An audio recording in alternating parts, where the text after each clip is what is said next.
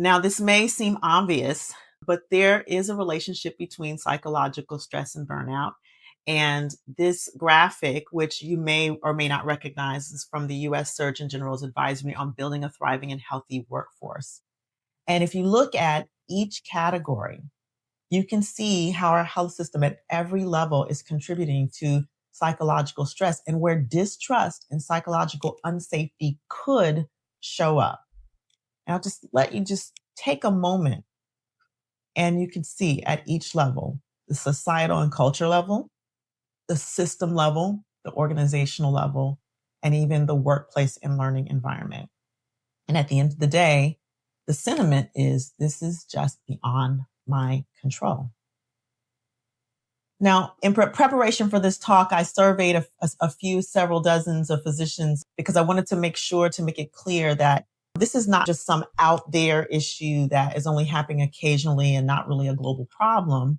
These experiencing and occurrences are impacting physicians and healthcare professionals and workers widespread across the nation.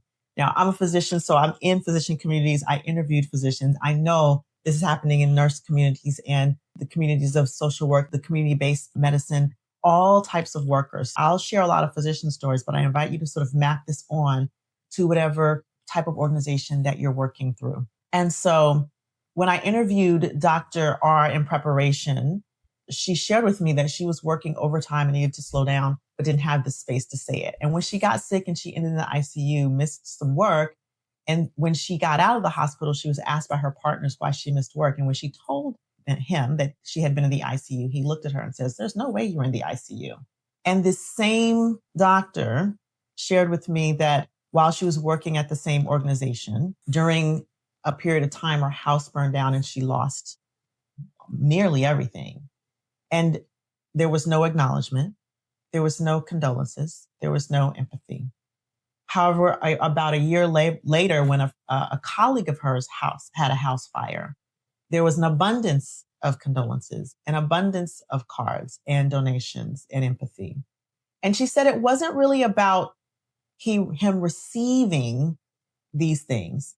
It was just the fact that when she experienced the exact same thing, no one saw her, no one acknowledged her pain.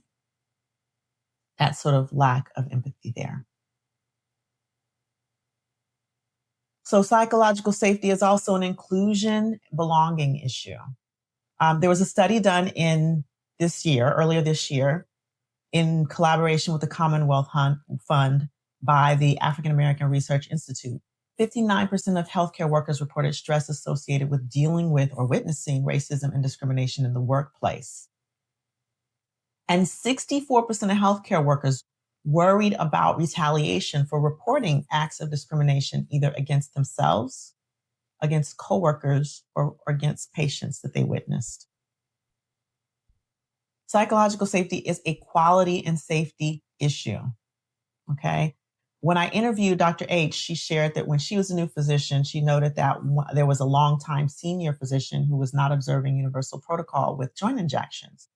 And when she inquired, not reported, simply inquired about whether this was a safe practice, not only was she reported by the senior physician, she was written up and investigated as being too aggressive. So this is a workforce issue, a well-being issue, an inclusion and belonging issue, a health equity issue, a patient care issue. And when people feel safe in those four areas, inclusion, learning, belonging, learning, contributor, and challenge, they feel safe to express themselves.